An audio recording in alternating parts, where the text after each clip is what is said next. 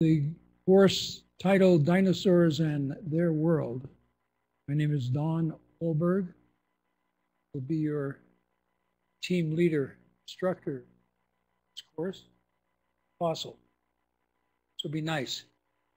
What is the course all about? The course is about dinosaurs. The course is about paleontology. The course is about life's past, in part impacting its present, certainly impacting its future. We'll talk about that.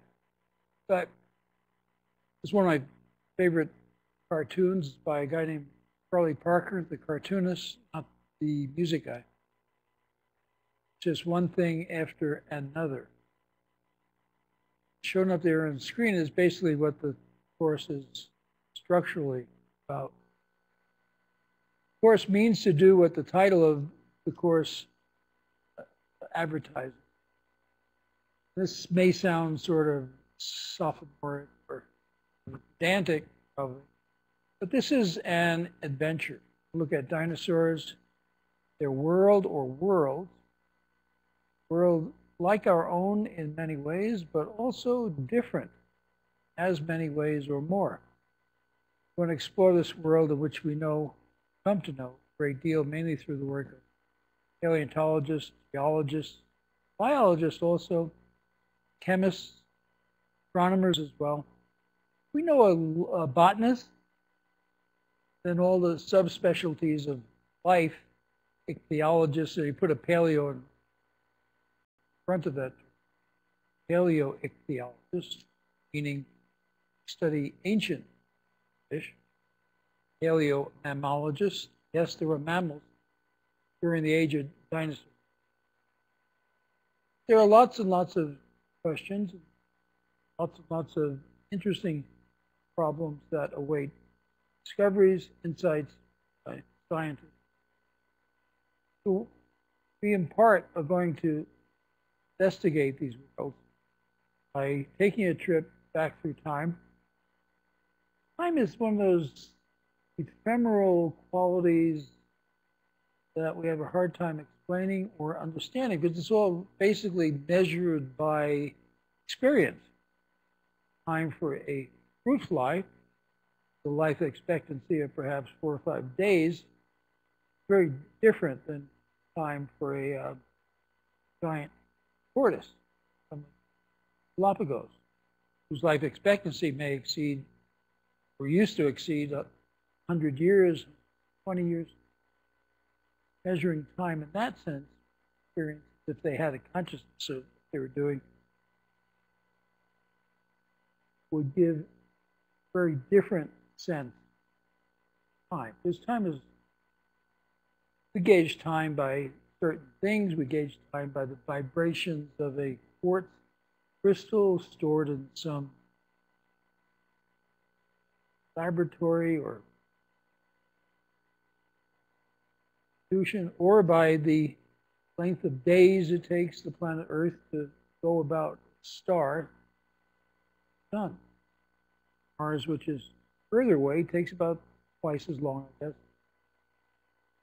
So is time different? Martian, if they exist, and probably don't, than it is for us. Our world takes 365 and a quarter days to revolve about our star. The enormity of time, no matter what the gauge, truly amazing. It becomes numbers.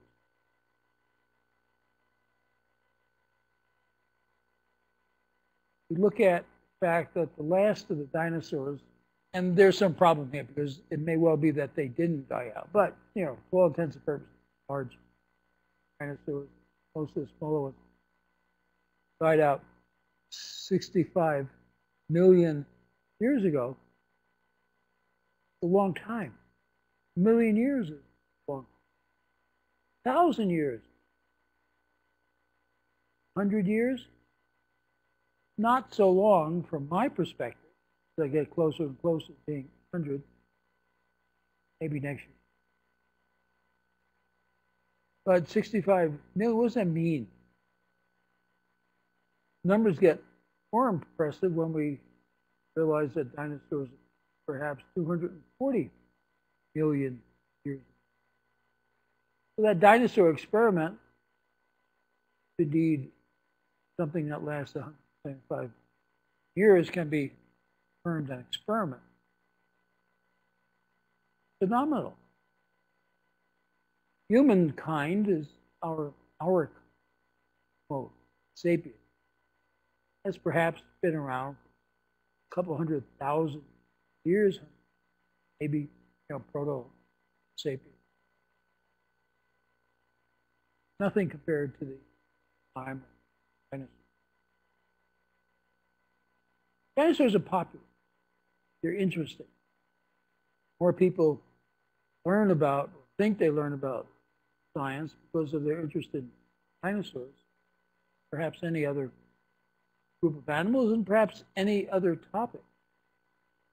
I guess the space race and space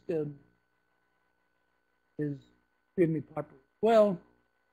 But dare say, I think if you took a poll of any group of people from children on up and showed them a picture of dinosaurs, they would know what it was. This is kind of neat. Most people know what the major kinds of dinosaurs are. Big star attraction, dinosaur dumb. Hardly anybody can not have any problem recognizing Tyrannosaurus Rex. Most people would know that Triceratops had 3 horns. Kind of neat. The last 160 years, 170 years, dinosaurs first became known or better understood by science. Perhaps 1,000 kinds or species of dinosaurs have been discovered. And those discoveries have not ended. Part of this course, you will be asked to look at, gather information about news events, stories, or articles regarding dinosaurs, and you'll find that on the average, there's a new species of dinosaur named, discovered, reported as being discovered or each week.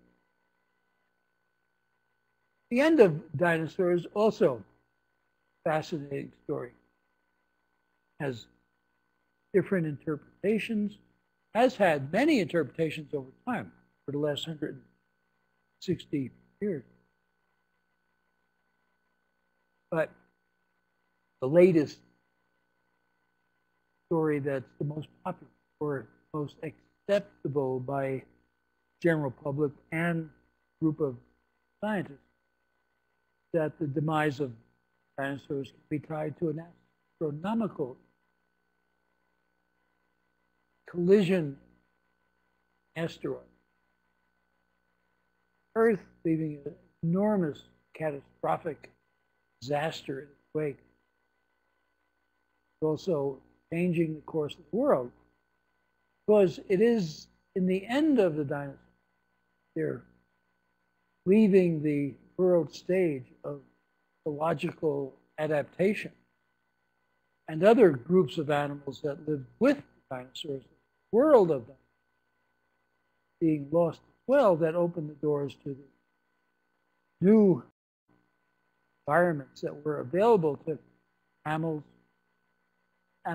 like us, blooded, fur-bearing, live-bearing animals. Allow them to inherit the earth, diversify, change.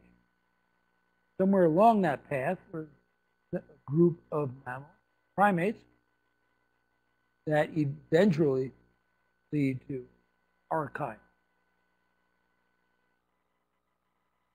There is a required textbook for this course, this term. Other terms I've not required a text, but there is a really good book around called Dinosaurs, Concise Natural History by the two Davids, Bastowski and Weishampel. It's published by Cambridge University Press. If you bought this new at a bookstore or at even Amazon, it would cost, a fair amount of money. Well, not a lot. But if you go to some place like www.alibris, A-L-I-B-R-I-S, as I have, .com, you'll find that you can probably find a perfectly good copy of the textbook for $1.50, $2. It'll cost you $4, mail it to you, but it's still a good deal. It's a good book. There are also many, many, many other books available. Well, no shortage of dinosaurs. Many of these, not any, but many. There are some you should probably waste your time reading. But many of these are worthwhile, interesting, well illustrated. Many of these would be good vehicles, good material to use in your classroom as well. I'd like you to pay attention to these brilliant lectures, one of which we're exposing you to now. And it's important. Semesters have a way of evaporating before your very eyes. And then people sort of have to cram at the end to get everything done and all this sort of thing. So anyway, pace yourselves. You're required to laugh at my bad humor. And we have a laugh meter installed in every computer so that we can gauge who laughs appropriately. And that'll be about 1/3 of your final grade. It's recorded on the laugh meter. But I'd like you to summarize each lecture and send the summaries to me at my email address, which is aragonite, ARAGONITE, @msn.com. Lectures may also have embedded questions or assignments at their end or within the body of what I'm talking about. And the same can be said for these. Responses should be sent to my email address. I'd also like you to find one news story or a scientific article or popular science article about dinosaurs each week. You won't have a problem finding it. It's a nice way to expand the territory of the course. I'd like you to send a summary of these to me. Any questions you have about the course material are encouraged. Discussions are encouraged. If there are any questions or requests for additional information, we'll provide those. There will be assigning additional readings as well during the course of the term. Topics will be sort of structuring the course about are shown here. As you'll probably find out, and maybe have already found out, I can sometimes ramble a bit, or am easily prone to digressing. Not senility, just kind of wander, naturally. Topics are basically why do we care about dinosaurs or their world? Includes a brief history of time, highlights in life history, what paleontology, the science of ancient life, is all about. Talk a bit, of course, about what is a dinosaur and how do dinosaurs fit into the scheme of life. From biology to the Jurassic Park movies and Indiana Jones. Brief history of the dinosaurology. I don't think any such word exists, but what the heck. And the first dinosaurologists will be offered as well. Talk a bit about dinosaurs in space and time, matters of geography, matters in getting from here to there, sort of understanding what we're trying to talk about. We'll talk about all that beachfront property in strange places, and of course the origin of it. We'll discuss plants in the age of dinosaurs. But there were no Mesozoic lawns. The age of dinosaurs is the Mesozoic. There were no lawns to be mowed because grasses had not evolved as yet. Ha ha ha. Talk about what it means when we say it's all in the hips and the great dinosaur, the dichotomy or bifurcation, different kinds. Talk about 4 and 2 and then sometimes 4 again in terms of posture. Down on all 4 limbs, getting up on 2 hind limbs, getting back down on 4 limbs again. How we can determine that, why it's important, what the evidence actually is. Talk about the biggest ever, sauropods, and how a head that small that the sauropods had could actually feed a body that big. How could that happen?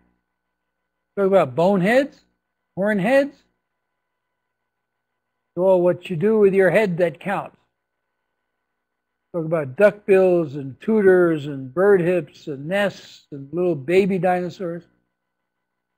Talk about the armored dinosaur beasts, pillboxes that are alive, tanks, their armor and weaponry. Talk about Stegosaurus. Did they have solar plates? Talk about dinosaurs with an attitude. Dino Gang. Dilophysis, Allosaurus, Deinonychus, Ceratosaurus, Barbosaurus, of course, Tyrannosaurus Rex. You got a special treatment.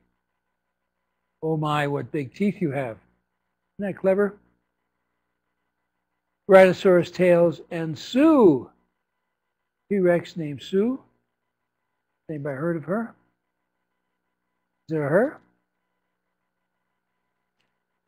Most expensive fossil, more ways than you can know. We'll talk about the extremely interesting topic of Sue. Talk about dinosaur biology and behavior. How did it work? Why did it work? Talk about hot bloods and cold bloods and lots of bloods. Think about how much blood a 100-foot dinosaur must have had circulating. You know that blood had to get from the head to the very tip of the tail 100 feet away. Talk about the strange idea of dinosaurs in darkness. Yeah, Australia and Alaska. Talk about some beachfront property here in New Mexico during the age of dinosaurs. I want the Walmart concession shoreline before it comes back. And we'll talk about these wonderfully diverse groups of organisms that shared the world with dinosaurs but are not dinosaurs. They lived on the land, they lived in the sea, they flew in the air. We'll talk about when is a porpoise not a porpoise on purpose. Dragons of the sea and the Neel Nelly with paddles and the porpoise not a porpoise. Talk about conquerors of air on wings of leather and things that had a feather. When a feather is a feather on a beast makes it a feathered beast is kind of important. Because then it's a boid. It's a bird. Talk a little bit the origin of birds. Talk a little bit about the relationship of dinosaurs and birds. We'll talk about the second best in the dinosaur world. Second best, not the best. quiet life of mammals. Age of dinosaurs. Many were nocturnal. They stayed out of the way. Wouldn't you? Something 50 tons comes rolling out at you. Not even knowing that you're there, but doing a lot of damage anyway. Then they went away. The topics of importance is dinosaur extinction. Really was more than one dinosaur extinction, by the way. But we kind of pay attention to the one that's garnered the attention of the public more than anything else. And has led to spending money on tracking objects in space. Okay? This is one of those icons. It's a T-Rex and a Triceratops. The Triceratops, because it had 3 horns.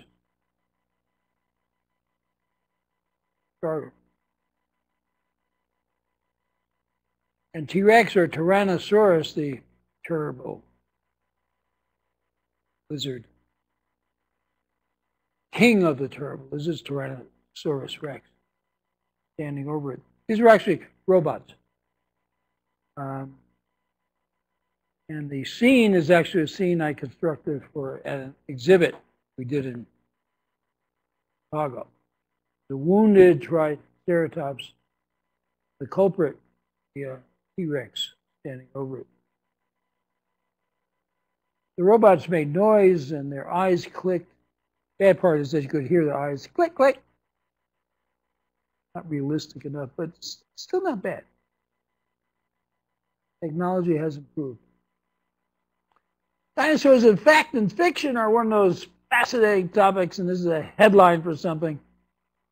Mad scientists are cloning dinosaurs as weapons of the future. They're very improbable looking beasts up there. Mad science. Science is always mad. At least those that are cloning dinosaurs or trying to take over the world.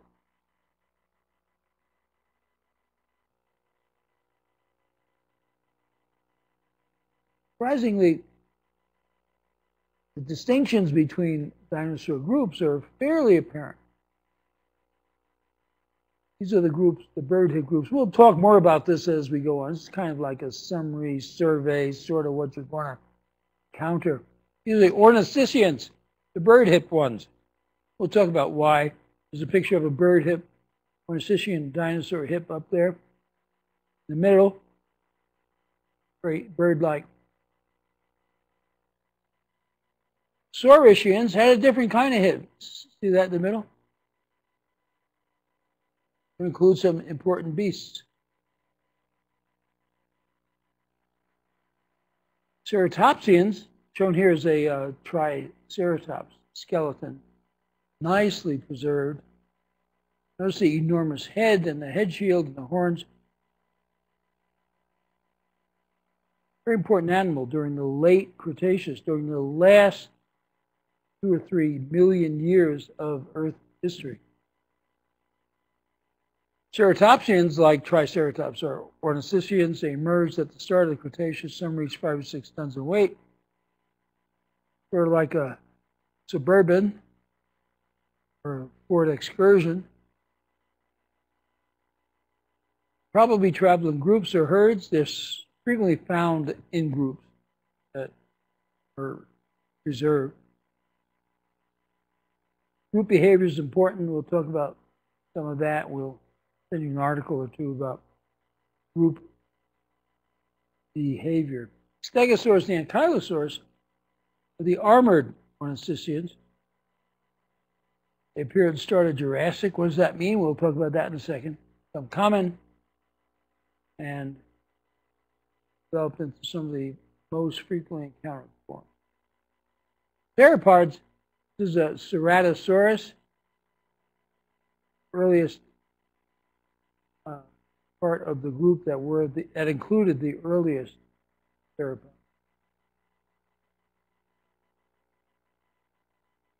Had big horns, big teeth.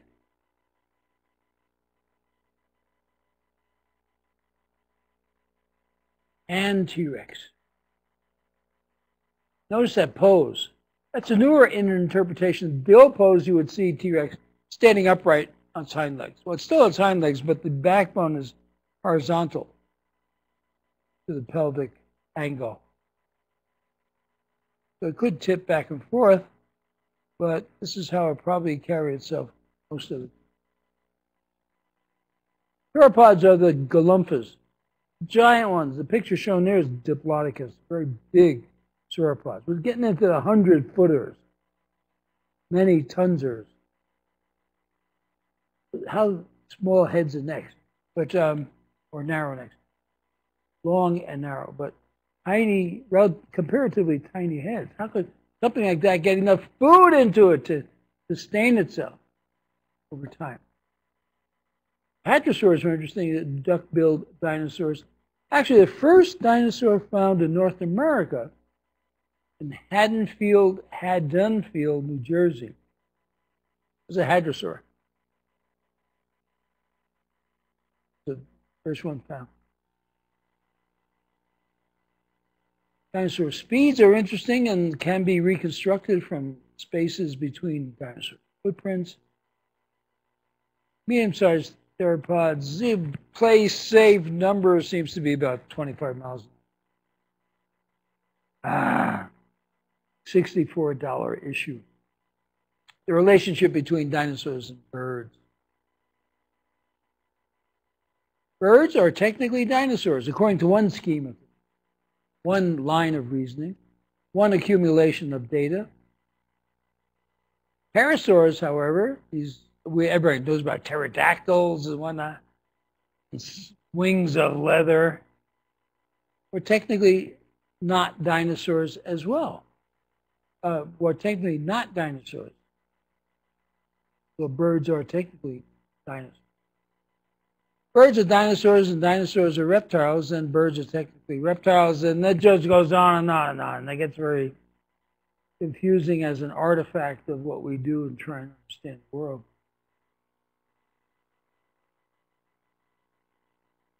People have looked at what group of dinosaurs is the most bird-like. Small, carnivorous, fast-running theropods. These are saurischians. The coelurosaurs within the theropods are the most bird-like, and we'll talk about those. Coelurosaur image is shown in the lower right. Of long arms, big hinged ankles, built for running fast. Bionicus, one of the interpretations with stripes, called naming terrible claw, about 10 feet long, 180 pounds. These are that group of several that confront the kids in Jurassic Park, two-legged.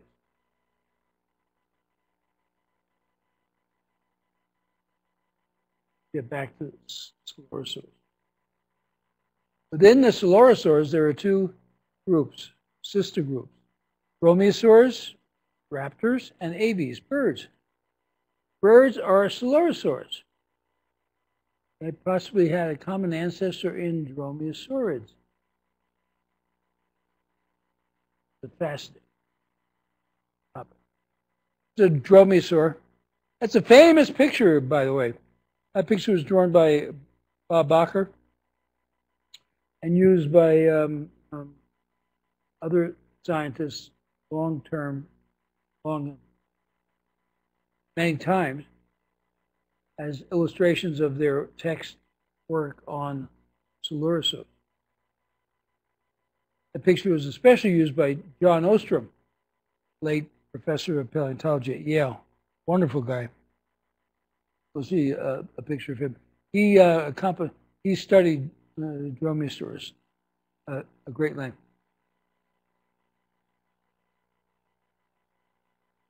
They range in size from small, about the size of a dog, to limousine size. Hummer, H2 size. I want to buy a Hummer, by the way. If any of you want to donate a Hummer to my cause, feel free. Probably hunted in packs. Lots of claws and teeth to make them quite lethal. including one huge talon, one digit that would flip up and was very useful for striking. Muscular legs for good balance, or bipedal, two-legged.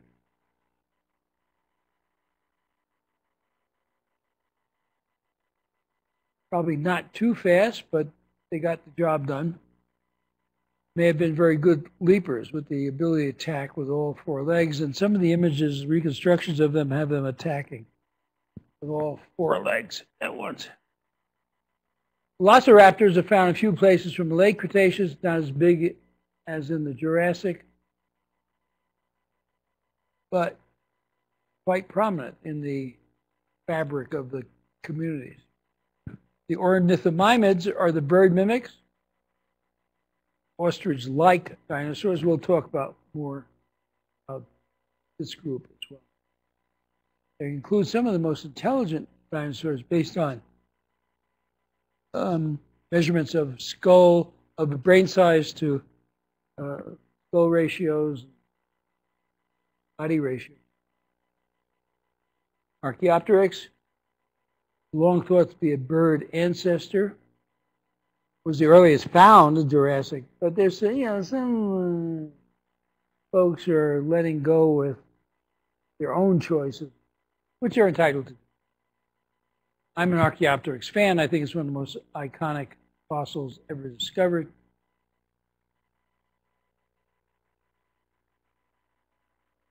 The origin of flight is one of those important questions that's not satisfactorily answered yet either. This is an image of Archaeopteryx.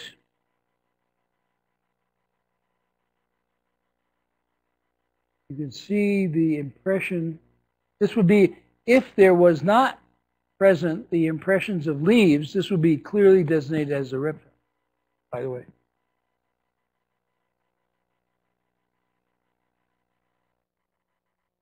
Feathers are good for flight. They're good insulators. They also make you appear bigger than you are, which may or may not be of significance to potential predators.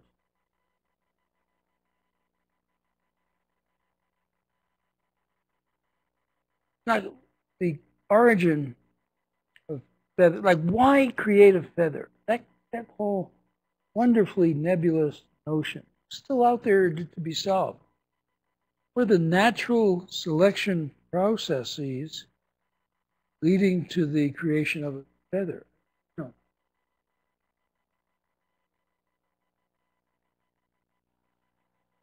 Birds don't fossilize well because many birds have hollow bones. Just don't stand up well. But from 90 to 95, the number of known birds doubled. Started with Archaeopteryx from late Jurassic. And all of a sudden, there's just marvelous flowering of birds that fly. Some are flightless, some are swimmers. That image there on the right is actually an Eocene bird. Lots of diversification of bird life took place in early Eocene. This is, I'm sorry, Oligocene. 35 million years ago. That's a carnivorous bird, and it's shown attacking little antelope down there. But it's also flightless. You can see how useless the wings would be, except for maybe some steering use or some use.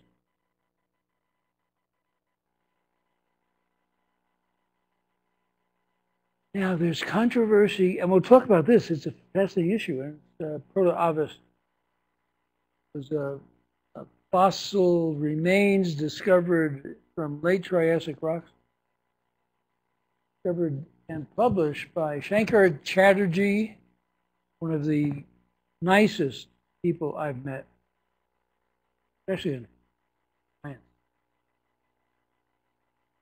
But if it's Triassic, it predates by a long period of time the appearance of Archaeopteryx. hence the name Protoavis. Now, this is argued and this is debated. There are some who say that Protoavis is not all a bird, but we'll talk a little bit about this. This is Chatterjee's reconstruction of Protoavis. Accurate or not, unclear. But this raises the issue, this whole issue of warm-bloodedness and cold-blooded. Endothermy, endo, from the inside, heat being created from the ectothermy, external, heat's being absorbed from the outside through skin.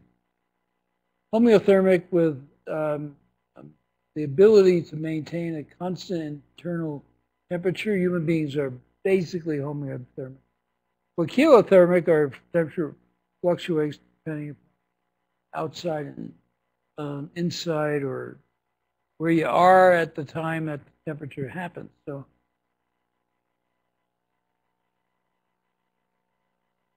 we'll talk about what the evidence is and the ideas are as part of the dinosaur revolution, which can be traced basically to the work of John Ostrom, O-S-T-R-O-M, and Robert Bakker, Bob Bakker, B-A-K-K-E-R. Ostrom and Bakker. Worth a paragraph or so each if you have, I want you to do it. Write me a paragraph on each of them. John Ostrom and Robert Bakker.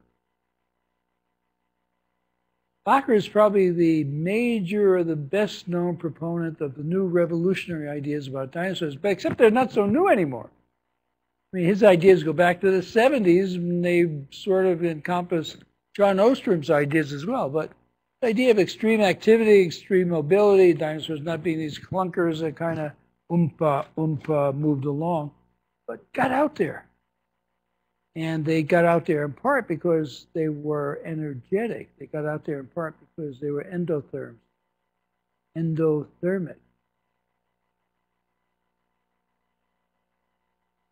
Some dinosaurs were upright walkers, more typical of endotherm. Very bird-like, isn't it?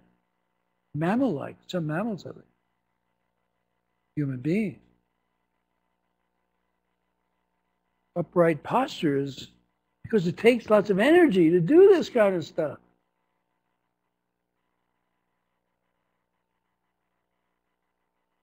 Dinosaurs had big brains for the time.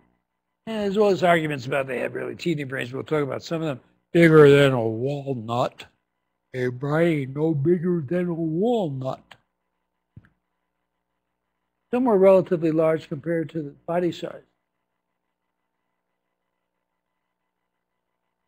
Again, big brains and endothermy tend to have a relationship, seem to go together. Ectotherms aren't usually found at high latitudes, and some dinosaurs were found at high latitudes. In Alaska, in Australia. Alaska, where, you know, it didn't mainly snow and get icy cold up there, but there was still some weather so far north. We'll talk about Bakker.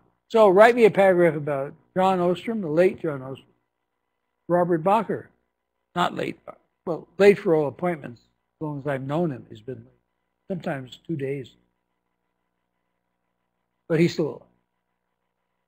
He's at Houston now, I think. Dinosaurs were big, large, and had complex hearts. Because hearts matches modern endotherms. Dinosaurs were ancestral birds. Birds are endotherms. Dinotherms tend to grow fast. Dinosaurs were big, but life expectancy is, no one was out there tagging dinosaurs, then recapturing them, see what tags are dated at. Dinosaur bone matches modern endotherms better than modern ectotherms. They're not, you know, some cases about equal complexity. Now there is ectothermic evidence. Dinosaurs were huge. Dinosaurs were huge, couldn't possibly have been endotherms because they would burn up all that endothermic heat being released. Hey, not so sure. Mesozoic was warm. They didn't need to be endotherms. Ectotherms tend to be scaly, and dinosaurs were ectotherms. But so are birds, especially around their feet. So somewhere in there is an interesting debate going on. We'll talk more about that.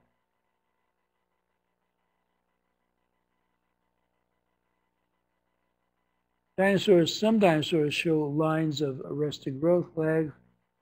Modern endotherms don't have legs. Stressed. Dinosaurs didn't have respiratory turbinates. Only structure at the front of the nasal cavity, which are covered with mucus, which modern endotherms have to pre-warm the air as it comes through, or moisturize it well. 5 current thermal hypotheses from University of California. Dinosaurs were complete endotherms. Some or all dinosaurs had some intermediate type of physiology between endothermy and ectothermy. We'll talk about that in a minute, just as a hint. Dinosaurs get so big. I mean, it's so big, 100 feet long. The blood from the head had to get to the tail efficiently. Couldn't take that long to do it. Nerve impulses had to get from head to the tail also. But internally, these beasts had enormous arteries and veins with fluids, blood flowing through them. That generated heat. They also had enormous gut cavities, and plant eaters were fermenting vats. We'll talk about those later. Okay. This is Richard Owen. A little pompous, holding a shell in his hand. What is the shell he is holding? This is one of those clever embedded assignments. What is he holding in his hand? Tell me. Great anatomist Richard Owen coined the name dinosaur in 1842 and called them, or intended them to be called, fearfully great lizards. The early discoveries that were recognized were largely from Great Britain, the earliest. Ironically, the first dinosaur discovery was an animal named Megalosaurus by Reverend William Buckland, 1784, 1856. Paper from the Geological Society. Kind of interesting.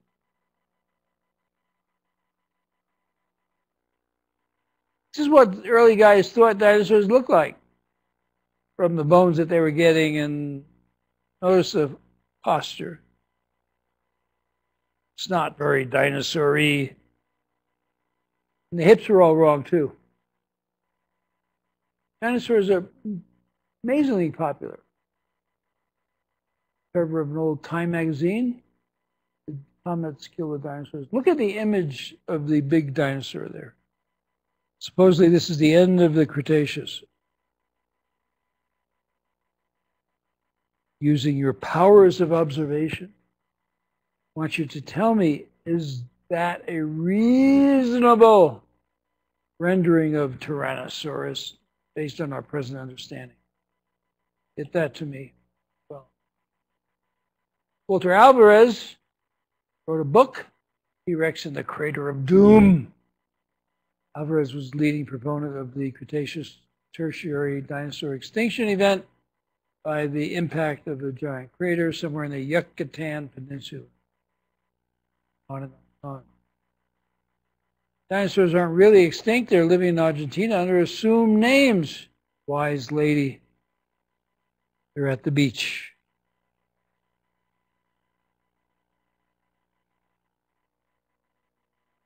There are many, many reading resources available. Some interesting, some challenging, some well done. This is When Dinosaurs Roam New Jersey by Bill Gallagher, an old friend. It's a nice book. Available at Alibris. Science of Jurassic Park. This was a neat little flyby, and I've got a copy of this. Bring it in, maybe scan a couple of pages and show you. Amber's got value on its own. Jim Gurney wrote Dinotopia. He took his lead from the poster person for Saturday Evening Post, in that every person rendered in this image actually lives in his hometown. It's a nice story about mysterious island on which people and dinosaurs have co-evolved. Dinosaurs are popular internationally. This is the Dino Press in Japan. Work on dinosaurs and other fossils is largely the work of paleontologists. This is what the usual paleontologists look like in the 1880s, 1870s. Some now on a bad hair day. This is what the well-dressed paleontologists wore. It's Charles Wolcott, standing in Canada on beds of the Burgess Shale. Talk about the Burgess Shale later in the course. Notice the tie and the vest and the snake boots tucked in. This is what paleontologists look like now. It's a real paleontologist, Jack Horner from Montana. This is the insufferable, marvelous character, Bob Bacher. Indeed. This, unfortunately, is your lecturer, who should have known better, whose common sense has been questioned because he ends up with his head in the mouth of a T-Rex.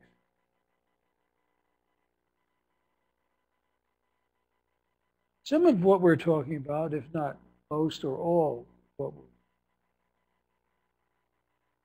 really about planet Earth. Everything changes. Everything's in transition. A to B to C to D or whatever. It's one of those interesting cartoons, Larson cartoon, God's Kitchen. Doesn't say anything about my theology. Least said the best. Notice the box of Earthquake, saved 50 cents. He's holding planet Earth.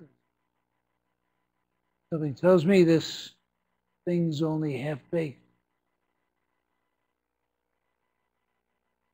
Returning from vacation, Ray and Barbara find their house, the neighborhood, their friends, in fact, all of Atlantis.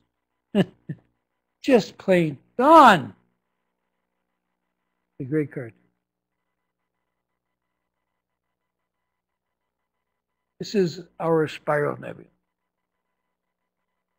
As if we were looking at, actually this is Andromeda, what we would appear to if someone on Andromeda were looking at us. Where are we in space? Where is this planet, time and space, this blue world? Unique to the world, to the universe up to now as we've seen it. Blue, it's got water, it's got ice, it's got weather, it's got oxygen, it's got everything intended to keep organisms alive.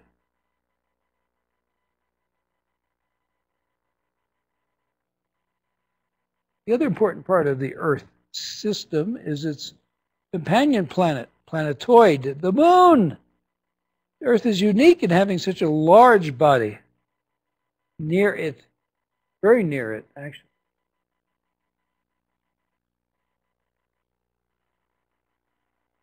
Planet Earth is typically the onion peeled back, showing all the vastness and distinctive layering and segregation of units within the body of planet Earth.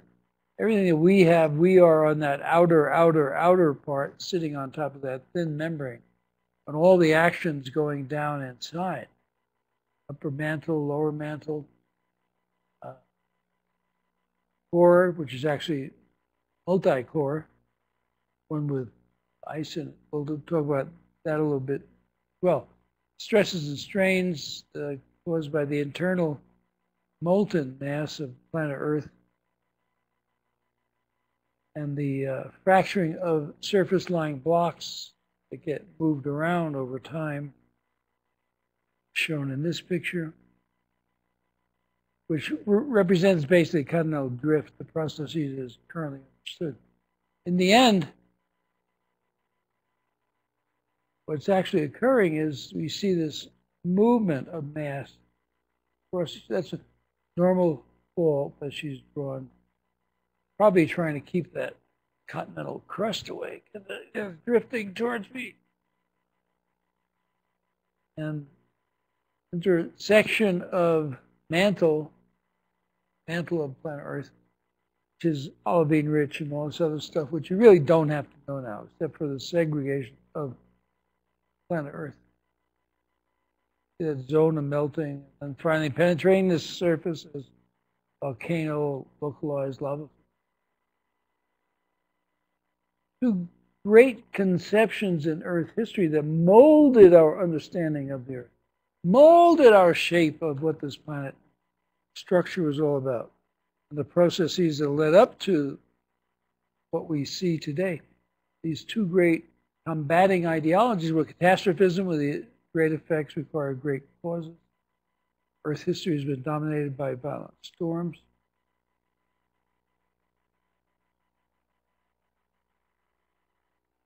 And uniformitarianism, continuity of cause and effect. Apply cause and effect to future prediction, apply cause and effect to present technology, apply cause and effect to past.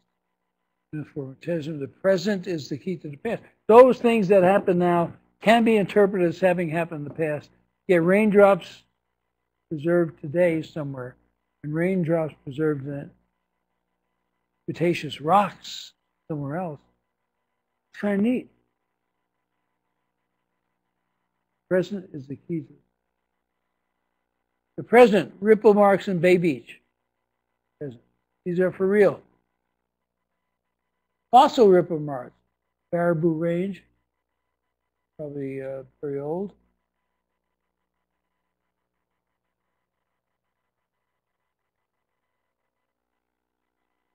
Let's look at mud cracks, ancient mud cracks. Do they look like this? We've all seen mud cracks. They shrivel in the form of polygons as the materials compact. What do the ancient ones look like? In Virginia? My God, this may be 60 million years old. This tells you a couple of things. Mud cracks can be 60 million years old or more, and that it once rained, and then it dried up. Present is the key to the past. What is the past? What is more of this ephemeral thing we call time? We could organize time about events. We don't need clocks. We don't need hourglasses with sand drizzling down. We can arrange things in order by knowledge. For instance, Civil War happened before World War II, right? The war is 1860, 1865, depending on where you were. World War II is 1939, 1945, unless you're in the United States. It's bombing of Pearl Harbor in 1941. But we also know that the bedrock in Wisconsin, for instance, formed before the glaciers came, because they're scarred now by glaciers. So we got a couple more points in time. Relative dating. So that had to be bedrock there. Then the ice came. Then the ice melted. A long time went by and the Civil War happened.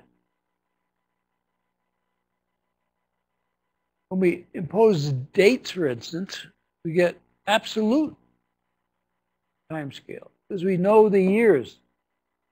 Civil War, 1861, 1865. World War II, 1939, 1930. Glaciers left Wisconsin about 11,000 years ago. You can also look at fossils. They're the remains and traces of ancient plants and animals, the evidence of life. fossils are commonly preserved as hard parts, things that have substance, such as bones, shells, hard parts of insects, and woody material at times, in various ways. Rarely preserved are internal organs, skin, hair, and feathers. Rare. Sometimes they occur.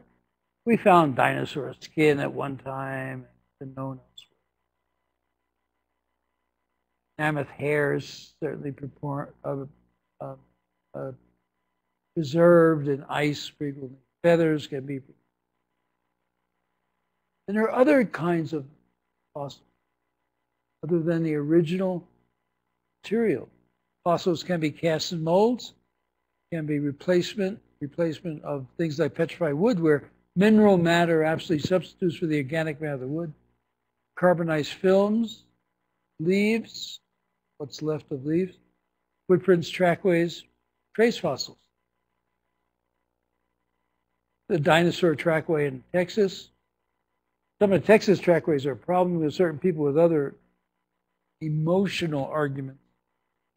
Make statements that they find human footprints in association with the dinosaur footprints, therefore humans and dinosaurs coexisted on Earth, therefore the Earth is only 6,000 years old, blah, blah, blah, blah, blah. There are phony fossils, not really phony, pseudo-fossils, things that look like they're organic, but they aren't. Dendrites are one. They're like, and natural, what? Sculpture. Natural or sculpture. Look at that picture. What do you think? Another assignment, write down what you think. Send it to me by email. We'll talk a little bit about Johannes Beringer and his famous fossils, non-fossils, shown here. We'll have more pictures of these. He was snookered by students. This is his book in which he describes these fossils. Tells you a couple of things about students. Never trust them. And the second escapes. Except that it's never publish too early. Always verify, verify. Okay. We've wandered a bit, but we've gotten the point across. This is your first assignment. I want you to read and summarize chapters 1 and 2 of your textbook. Send the summaries to me. Then answer the questions 1 and 2 at the end of chapter 1. And questions 1, 2, and 3 at the end of chapter 2.